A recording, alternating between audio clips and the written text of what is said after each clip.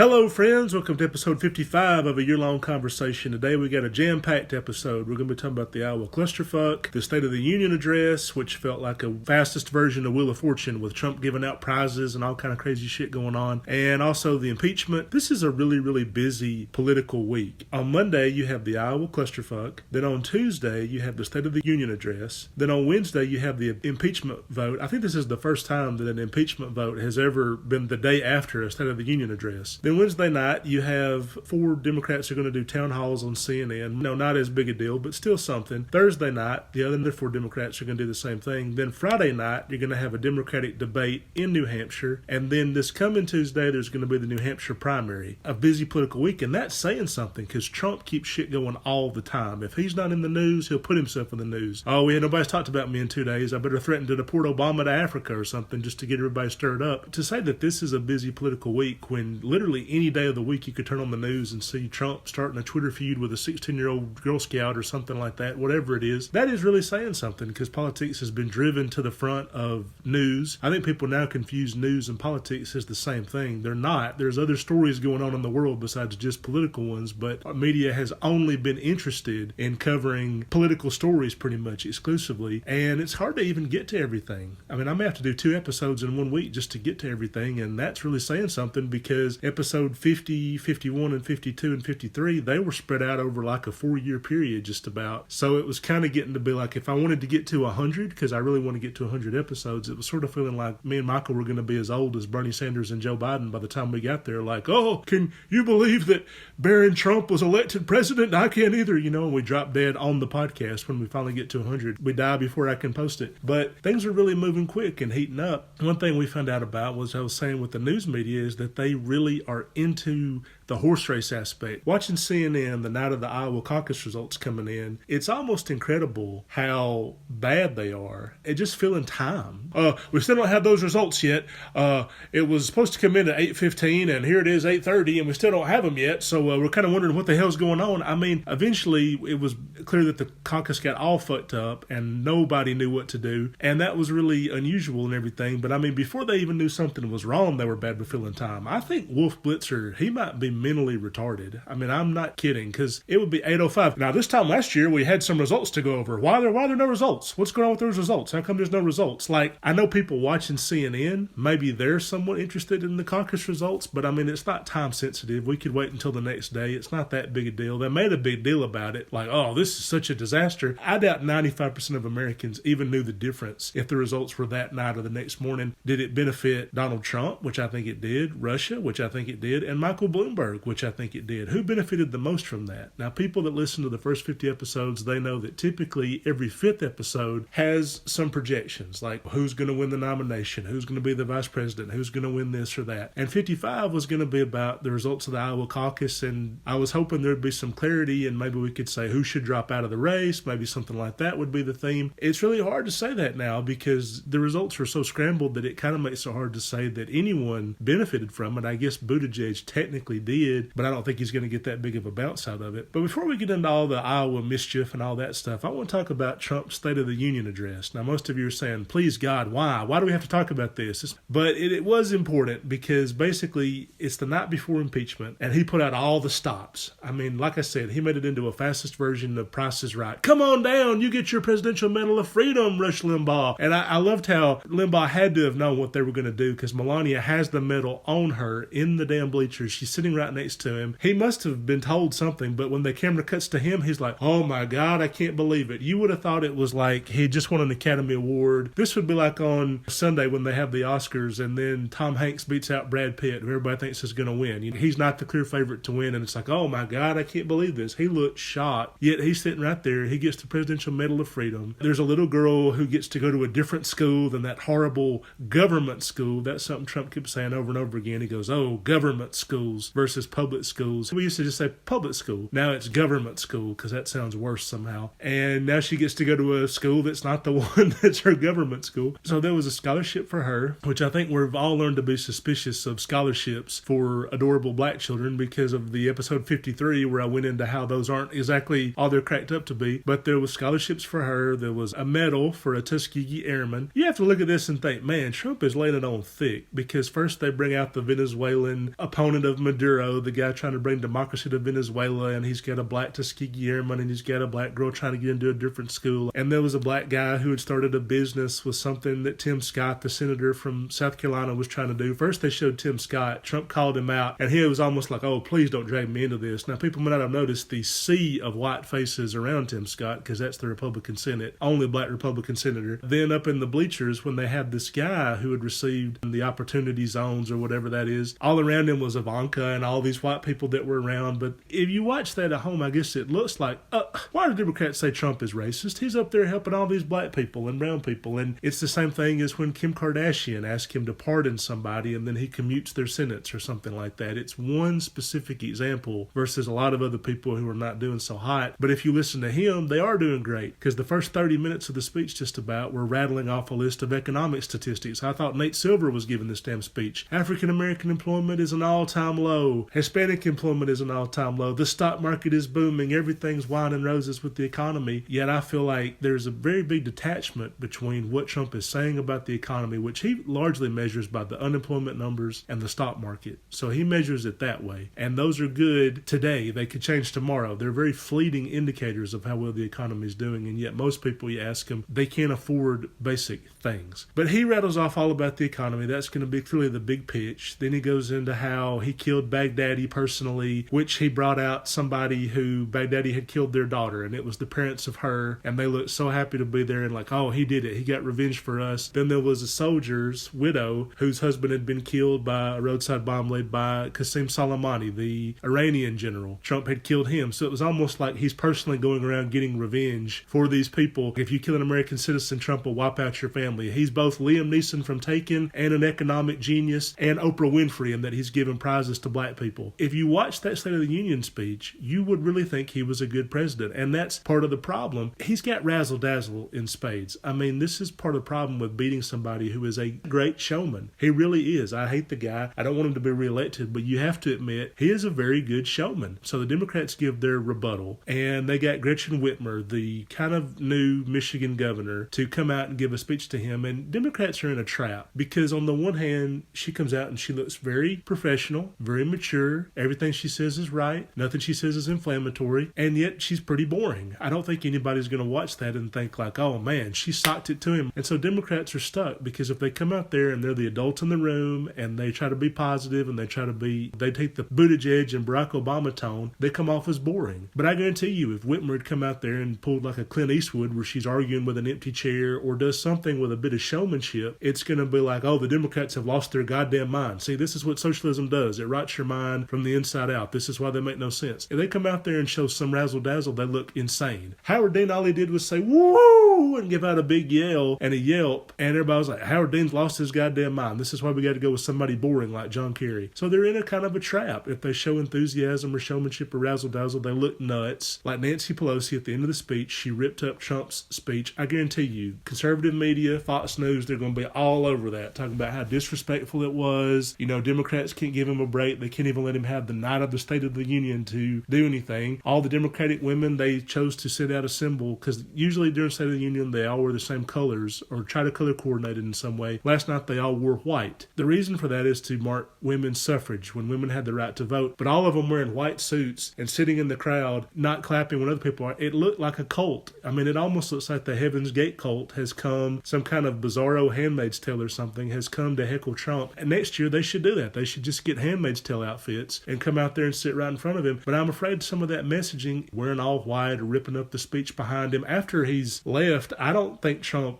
saw her do that. He had his back to her. It looks maybe more petty than she probably meant it. I don't think anyone's going to be that impressed with it. No one's going to be won over by that necessarily. But also, too, when he's talking, Pelosi, she would lean over to her right-hand side where Mike Pence is, and she'd be trying to talk, and Mike Pence was just ignoring her. He was icing her out cold. Probably Mike Pence is just alarmed that a woman is talking to him, like, a woman is speaking to me? I don't know how to process this blasphemy of I've never seen anything this outrageous before. So probably he was just alarmed that a woman was sitting next to him and speaking to him without his wife between them somehow or something. She would be saying stray comments and to no one. And then up in the crowd, there was a person that Nancy Pelosi had brought. It was the parent of a Parkland victim. So someone who died in the Parkland shooting, one of their parents came as Pelosi's guest, and at some point they yelled out something to Trump and they were being removed. And then we're not sure who she was talking to, but she's either talking to the person yelling that she brought or the security guard removing them, but she's making motions behind Trump. Honestly, it was kind of distracting. At first she's shuffling all these papers, which we now realize she's getting ready to shred the speech. She's reading the speech and she's shuffling the speech. She is talking to people up in the crowd. I mean, she should have just got pots and pans and started banging them behind Trump and shit. Like, that was the effect. She's quieting these people up in the crowd down, and it almost looks like a teacher on a field trip who's like, hey, you cut that out. You stop. It looked a little like she was having to govern an unruly thing, and most people don't know that it would be a Parkland parent.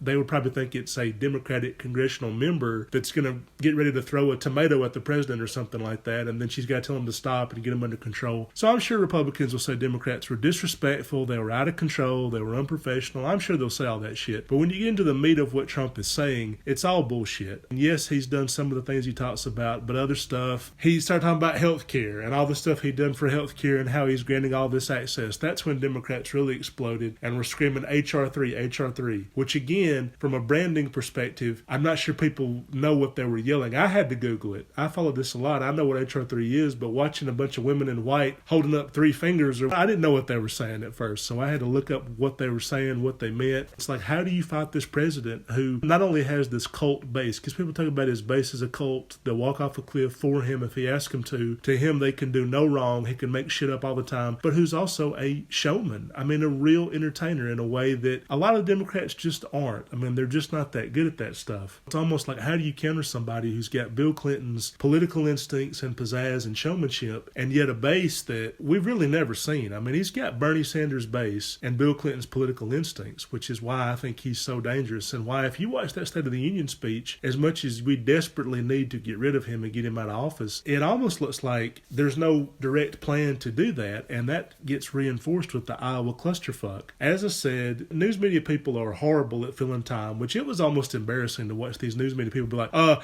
we still have no Iowa caucus results. It's 8:05, we have no results. It's 9:05, we have no results. 5 minutes later, we still have no results. So we have no results for you people. And I felt so bad for John Kyle, the CNN numbers guy. I give credit where credit's due. I always like to source my jokes if I get them from somewhere else, unlike most comedians. If you ever steal from Alabama Liberal, it'd be nice if you'd pay me for my jokes. Some of these late night talk show, your worst writers who steal my jokes all the time. But Michael, back in the first 50 episodes, he said that John Kyle, he's just so irrelevant. Like CNN, they never let him out. Unless it's time to do the numbers or whatever. Like, he probably sleeps in a cot somewhere in the back room, goes away, and it's like, let's trot out John Kyle to talk about these numbers. But last night he looked so defeated because there's just this big gray blob where you could tell he was dying to get into the numbers and talk about Buttigieg won this county, and Bernie Sanders got this guy's dog, and Elizabeth Warren, she won this street between two light posts or whatever, and Biden, he's got this alleyway. Like, he wanted to break down neighborhood by neighborhood who was winning. The Iowa State Democratic Party released no results for him, no numbers or anything.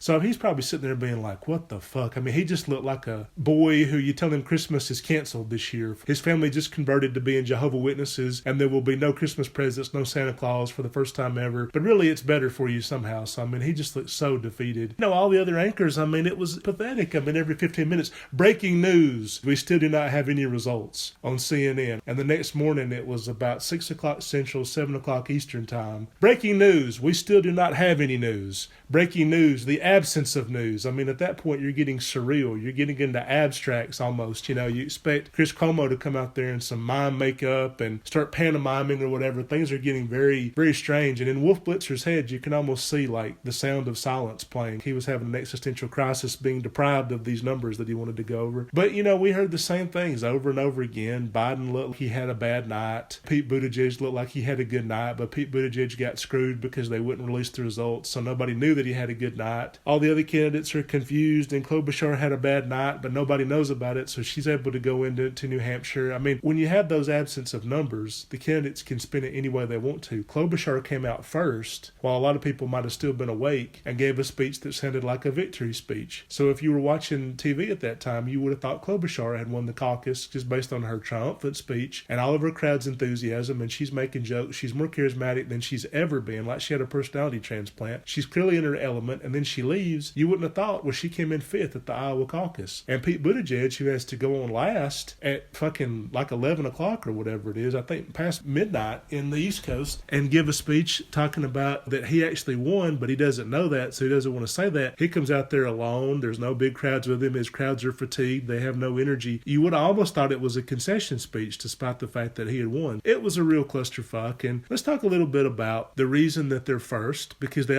weren't always. Several decades ago they weren't, but they introduced a really elaborate process. The reason they go first is because they used to have a process that took months, and it's so complicated. And the weird thing about it, they still use the same really complicated process. They just condense it down to one night. But it used to be that it would begin in February and then go to March and then April, and it took several months to get their results or whatever, and that way they had to push it forward because they wanted to go before the convention or something like that. Even talking about how they go first is complicated, but Iowa goes first because their process used to be so complicated it was the most involved, and they had to get a month jump on it before they could even really begin the results. And yet we're still using this state. And so now every fucking pundit on CNN last night made the same point over and over, that Iowa's too white. It's past 90% white. And when they showed the people on the ground too, I gotta say, you hear anchors say that and you almost roll your eyes. But when you see it, like when 4 or 5 different CNN correspondents are in different locations, they're in Des Moines, they're in Grinnell, they're spread out all over the state of Iowa, and every polling place they show is just a sea of pale, bland, pasty people. I mean, it looked like that blob of gunk that winds up in the baked bean cans. You know what I'm talking about? Those white bits of fat. It looked like just a sea of that. It was like I was going to get snow blindness watching these people. When they show it, and then they're interviewing people, and the people don't look like they even give a fuck. Like they were interviewing women that would be like, yeah, I'll probably make my decision here in just a minute. They're like, well, the caucus votes in 5 minutes. Yeah, I'm still deciding. I'm going back and forth. And it was real weird to see the footage of people on TV talking about Iowa needs to go first. Their voters take this seriously. And then the footage of the actual voters, it looked like they hadn't thought about it or didn't really care or weren't that motivated. The absence of passion was astounding. And the State Democratic Party, who totally fucked this up, apparently they had an app and the app malfunctioned. They couldn't put the results in the app. They were going to try to use an app, but they thought it was either manipulated or it didn't work or it crashed or something like that. So they had to wait to give the results out. But then instead of the State Democratic Party chairman coming out there and giving them a speech and telling people what's happening, they basically disappeared. This is a basic Minnesota thing, right? This is Midwestern 101. So I used to live in Minnesota, and rather than give you bad news, they would rather just fucking disappear completely. So basically, the old joke is somebody from Minnesota, they'll invite you to their house and then not give you directions. So somebody might be like, hey, come to my party on Saturday. Okay, what time should I be there? It's going to be a great party. You're going to like it. Okay, well, can you give me directions? Party at my house Saturday. You're going to like it. And they don't really answer you. That was typical of kind of the Iowa Democratic Party. Like, we have bad news. We don't want to explain it to people. We'll just disappear. And then sometime tomorrow, the results will magically appear. But it gives people the illusion that there's some kind of grand conspiracy. And of course, Donald J. Trump is going to play up that conspiracy and say they're ruining your lives somehow. The DNC is up to their old tricks, even though the DNC and the Iowa State Democratic Party are not the same thing. So a lot of people are saying, well, the DNC, they fucked up by letting Iowa be first. The DNC doesn't control that. The states basically pick where they go on the calendar. So a lot of people are going to vote on March the 3rd. Something like a third of America is going to vote on. For the first time ever, California is going to go on Super Tuesday. California, in 2016, they went dead last. And I guess they were sitting there thinking, like, what sense does it make for the biggest state in America, the most populated state, the state with the most people, and 15% of the whole country lives here, to go dead last. And that gives bad campaigns. That basically gives people that are losing false hope. Hey, I know I'm down 1,000 delegates, but California's coming up, so I can do something there. By having such a huge state go dead last, it almost gives campaigns false hope that they can make up the deficit by the time they get to the very end. So California's going to go March 3rd. A lot of states are going to go March 3rd. This appears to be Bloomberg's entire strategy, is just to skip directly to March 3rd and do the Super Tuesday primaries and try to win up enough of those states so that he can peel away enough delegates. But the problem is that it now looks, with no clear winner in Iowa, seemingly just from the results and the mess that created, and now a lot of different candidates still going to be in there on Super Tuesday. Amy Klobuchar and Andrew Yang, they don't look like they're going anywhere. Maybe Klobuchar will drop out after New Hampshire if she does really bad, but for now it doesn't look like they have a lot of interest in dropping out. Tom Steyer and Bloomberg clearly are looking for Super Tuesday to save them. If you have Klobuchar, Yang,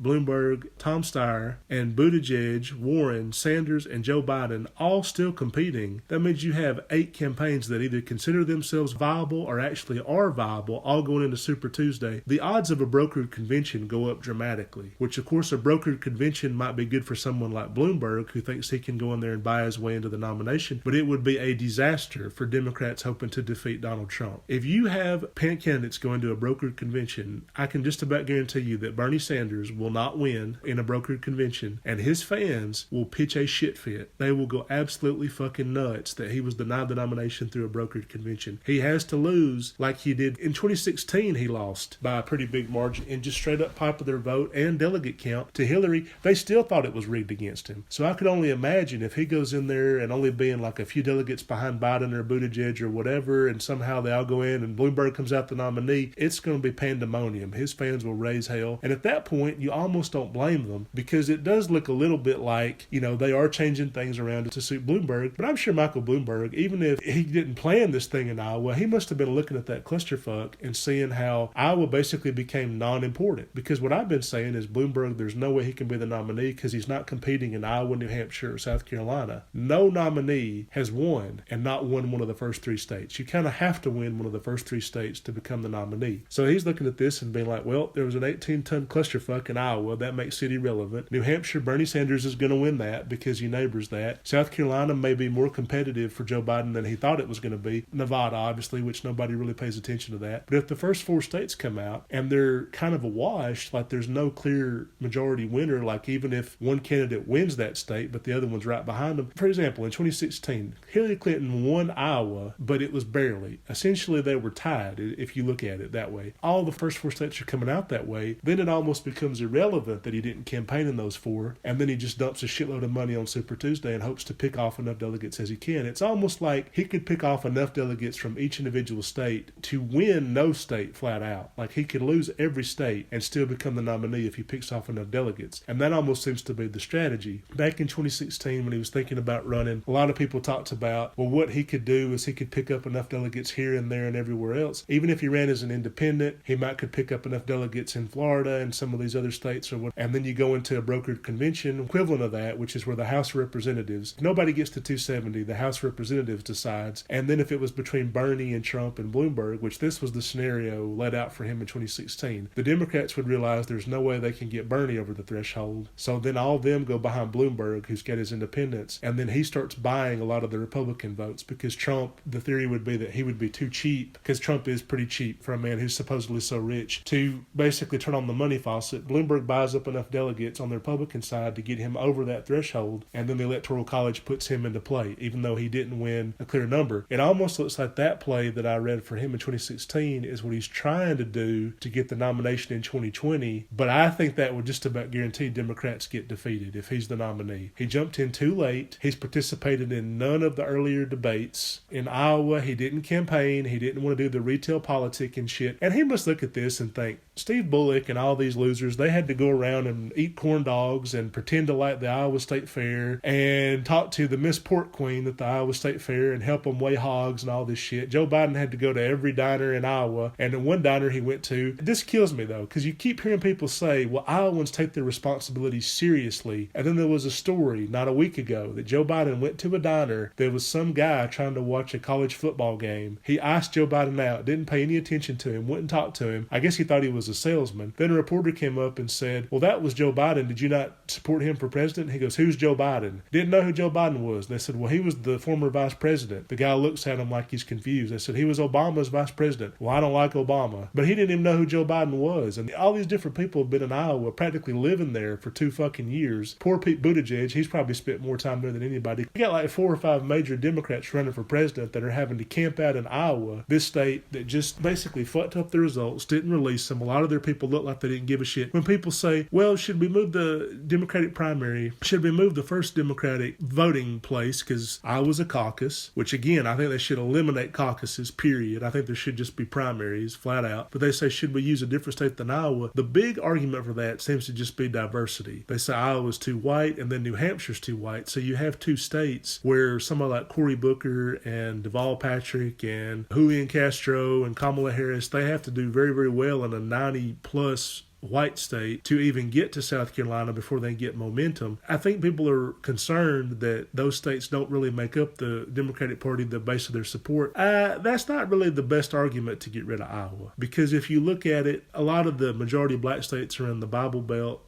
and they're not going to vote Democratic typically. Some of them do, sometimes, every once in a while, but not the majority of the time. So kind of going with, well, Hillary, she wins a lot more of the southern states. They don't typically vote no matter who the candidate is. The majority of the Southeast Democratic Party is overwhelmingly black. I mean, along the political parties in the Southeast, it's almost divided among racial lines. Democrats are typically black, Republicans are typically white. Every once in a while you get a Doug Jones, but majority of the time that's how it's broken up. And Republicans like it that way. Like in Alabama, there will be 7 congressional districts, and then the black one, which is represented by Terry Sewell, it's almost like a Picasso painting how they divided that up, because it'll take like part of Birmingham and part of Montgomery, and it's all the different black parts of these cities, and they'll connect them through the most narrow strips of lands. These cities are not close to each other, but they do it that way. So instead of having 2 black congressional districts in Alabama, there's only 1, and that's the one that's safe for Democrats, versus Alabama is probably about 40% Democratic, and yet we have 1 Democratic congressional district, 6 Republican congressional districts. But when you look at some place like Iowa, obviously race doesn't play as big a role in that. Really, the bigger problem is that it's a caucus. And not just a caucus, but incredibly fucking confusing. So yesterday, the New York Times was like, we're going to release 4 results. Part of the reason they said that this got so screwed up is because the app they designed to deal with the extra data streams, because it was going to be more complicated than years past where it was already complicated enough, it couldn't read all the data streams and it got confused somehow. So the app that they used to streamline it and make it more simple made it more confusing, and they had to wait till the next day. So the first thing is they wanted to do an initial ballot and release the results of that, even though it's meaningless. But then the first ballot is you come in there and you vote for your candidate of your choice, and then they get wiped out, about half of them, because they don't have the support. You got to get to 15% threshold. Why 15%? I have no fucking idea. They just picked that number out of their ass. But you got to get at least 15% to clear the threshold, and it's different for every district. That means that when you come in, if you're in a caucus site where only 50 people show up, you've only got to get 6 or 7 people to clear that threshold. But if you show up in a district that happens to have 500 people show up to caucus, then it's a much higher level. Past the 15% threshold, if you don't make it, you get eliminated. Then those candidates, they get to decide, do we want to go to a different candidate? So you're already seeing the problems with this. That's the first initial ballot, and then the final ballot, but that's different still than the delegate system, which says these are the delegates that each candidate gets. So technically, Bernie Sanders, let's say he gets 1,000 people, and Pete Buttigieg only gets 800, but they might send the same number of delegates. So they might essentially be tied in the delegate count. But it's more complicated still, because then the state Democratic delegates have to come in and decide who they're going to send to the convention. So somebody could technically lose the popular vote, but get more delegates sent to the Democratic convention. I mean, it's so fucking confusing, and you'd think, why not just do a primary where people come in, they spend 5 minutes, they cast a vote, and they leave? And before people sit there and think, oh, well, something like this fucks Bernie Sanders. In 2016, he won caucus sites more than primaries. So actually, things like this help Bernie Sanders, which is why he's not been the one out there raising hell about getting rid of it, because caucuses, they take all goddamn day. Even if the results had come in when they were supposed to, even if it hadn't stretched on into midnight, those people still would have been there for a long time. You got to go in there,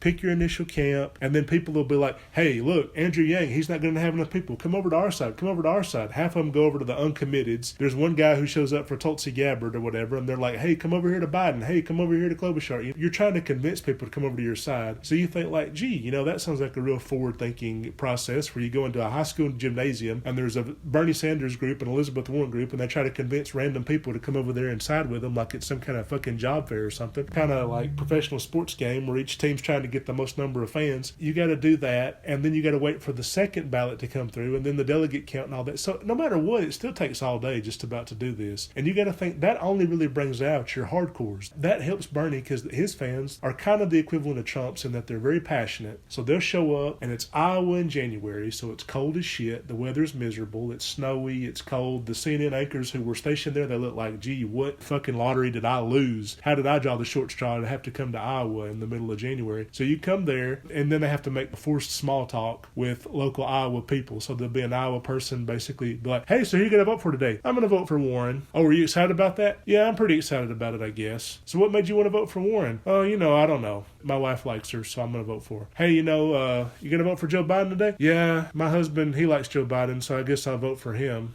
And then I guess later we'll go get a pizza. You have to look at this and think that they're not taking it as seriously as people claim that they are, which is another great reason not to have it there. I think Iowa takes it for granted because they've had it there so long that they just take it for granted that it's going to be there and people are going to have to come and they're going to have Andrew Yang kissing their ass, pretending he knows how to cook a pork chop and eat a pork chop on a stick and shit like that, and all these Republicans eating dick-shaped foods. So they take it for granted that people are going to come kiss their ass. But I think that all these other states, they're jockeying to get closer in the calendar. Like I said, California moved their primary up. Alabama moved their primary up. They used to go later in the year. Now they're going to be on March the 3rd. So there's all these different states that are jockeying to get closer and closer because they want to have a say. They don't want to be left out. Next year, we're going to be first in the nation. It's not going to be Iowa anymore. Iowa people will be like, huh?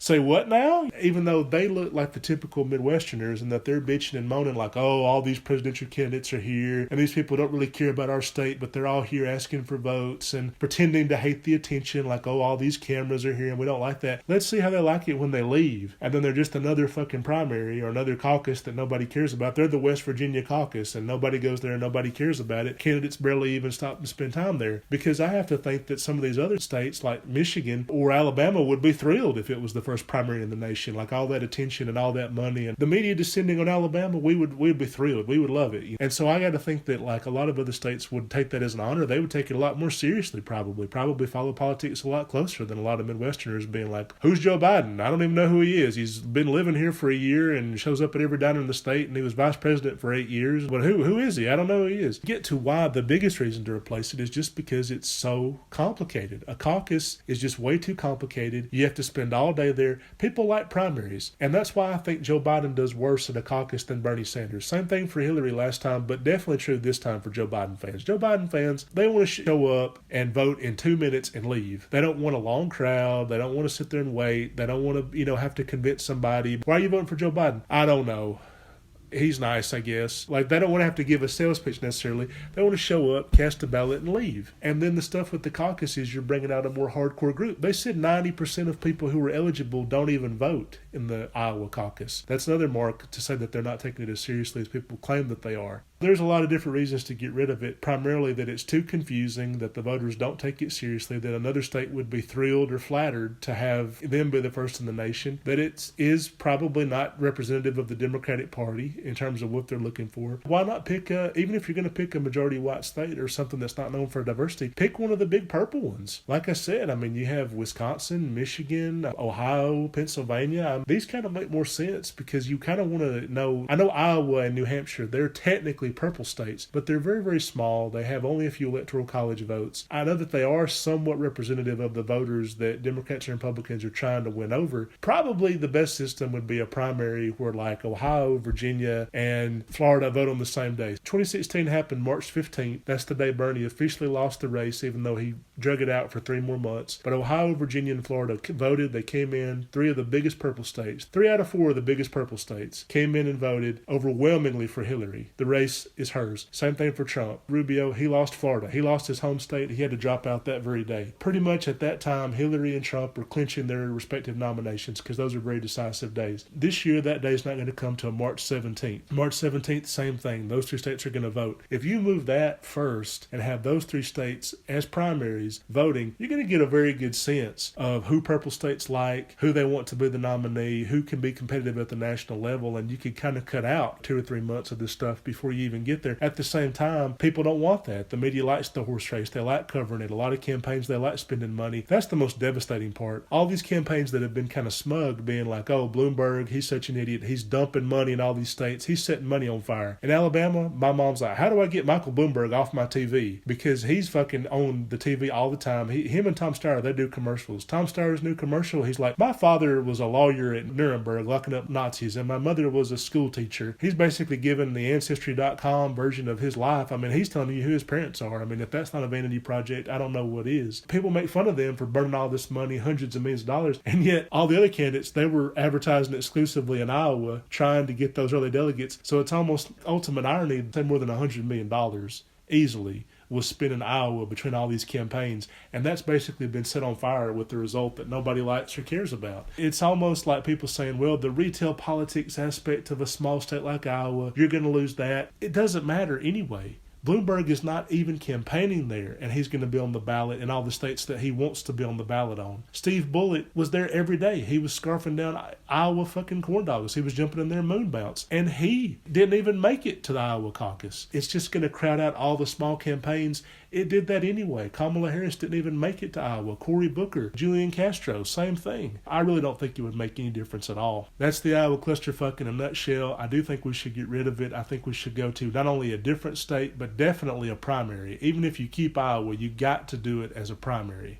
The impeachment. The night before the impeachment, Trump comes into the State of the Union. It's highly tense. It's like an awkward Thanksgiving dinner. It's like two sides of a family that do not like each other, but they've agreed to do Thanksgiving together for whatever reason. They'd probably both be happier if one of them went to Florida or during that same time period. One of them went on vacation. They'd be a lot happier. Trump comes in. The Democrats are giving him dirty looks. He looks like he don't even want to look at the Democrats. He's shaking hands with the Republicans. It's unusual because, again, he has to win over a crowd. He's got to remind people, don't you dare vote for impeachment for me tomorrow, and maybe even convince a Democratic senator like Joe Manchin. He's doing it so persuasively, it would almost be hard for Republicans to go in there and vote against him for impeachment because of this rebel rousing. I mean, there's a point where he singles out a blonde girl named Ellie and talks about how she has developmental problems, things like that. And then he says, no, I'm going to make the government give $50 million more to research neonatal care. And her mother let out a shriek. Oh, hallelujah. You know, she was like in Big Tent Revival. She let out a yell, a whoop of excitement. I mean, you don't usually see this outside of televangelist shows and stuff. Like Trump personally is giving that money to her or something. I mean, $50 million is not a lot of money for the federal government, and probably somebody else told him to do it and made him do it, and Congress is going to do it whether he wants to or not. So he probably had very little to do with that because he doesn't really believe in funding medical research from what we've seen. But then he immediately snowballs that into, which is why I'm trying to ban third-term abortions and late-term abortions, which, you know, somehow that's going to help that little girl. And her mother looked ecstatic at that. She's like, oh, yes, that will help. It's like people who think like that mom does, they're not going to abort a child no matter what. Like, they could do an ultrasound and they could say, hey, did you have sex with a pig? Because it turns out you're going to give birth to a piglet in 3 months. I don't want to do an abortion. I want a beautiful, healthy piglet. I mean, it could be like a half bat, half zombie creature, and they'd be fine giving birth to it. They're not going to do an abortion no matter what. And the other people probably are not going to follow a law like that. So, I mean, honestly, it really makes no difference. But in her mind, it's like, oh, yes, this is saving girls like my daughter. If you're giving a star to a general and you're giving a scholarship to a little black girl and you're helping the opposition leader of Venezuela and you're giving a Presidential Freedom Medal to a right-wing troublemaking rebel rouser who just got diagnosed with lung cancer, so more people feel sorry for him than they ever have, ever, for somebody like Rush Limbaugh, and you're promising to save the lives of babies, which is somehow in a roundabout way going to help this blonde girl, it's, wow, that's something for everyone. And I noticed even when he was walking away from the cameras or whatever, somebody signed his tie. Congressman asked Trump, say, sign my tie, and Trump signed their tie, and I thought, this is a rock star. This is a celebrity. He's literally going through a crowd of fucking politicians, professional grown men. The guy whose tie he signed, this isn't a girl at a Backstreet Boys concert, boy band being like, hey, sign my face. This is a man with liver spots. He's got liver spots and jowls and walks with a fucking cane, and Trump's coming through signing his tie. It's going to be tough for the Democrats to beat that, and I think that this is part of why Russia is advertising so heavily like, hey, the Iowa caucus, this is yet another example of how democracy doesn't work. There's an ongoing theme between the Trumpians trying to take away the abortion rights and the Russians promoting that the Iowa caucus, it's one more Democratic thing that doesn't work, and the House of Representatives can impeach a president and the Senate can let him stay, and in between now and then the State of the Union goes on. It looks like a completely dysfunctional government, and of course people said the real winner of the Iowa caucus is Donald Trump because he's playing up conspiracy theories. His Viking hitman, Brad Parscale, who's going to be his campaign manager, this is what he did. He was the digital campaign director in 2016, promoted all these theories that the DNC was against Bernie, trying to win over those angry, young, white male, not very well educated, definitely not wealthy voters. They say 20% of Bernie's voters voted for Trump. So he's trying to win them over by promoting these conspiracy theories about the DNC, and the Russians are helping him. They're basically saying, once again, the DNC is trying to pick the nominee. They're trying to smother democracy. Probably Russia hacked that fucking app. And all the Iowa co-chairs are like, hey, how come Tulsi Gabbard won every district in Iowa, even though our eyes can tell us that some districts she had one person, most districts she had nobody show up for her. How come she won this in a landslide? So probably something got hacked into that app, because that seems to be how every fucking thing goes wrong, is Russia is hacking into stuff. But meanwhile, they can show their own people, their own citizens who sit at St. Petersburg troll farms arguing with me all fucking day, being like, hey, this is another example of how democracy doesn't work. This is why you should argue with Alabama Liberal. This is why you should go on his YouTube videos and his Facebook page and pick fights with him and shit. This is why democracy doesn't work. And then all those citizens, they go, oh, you're right.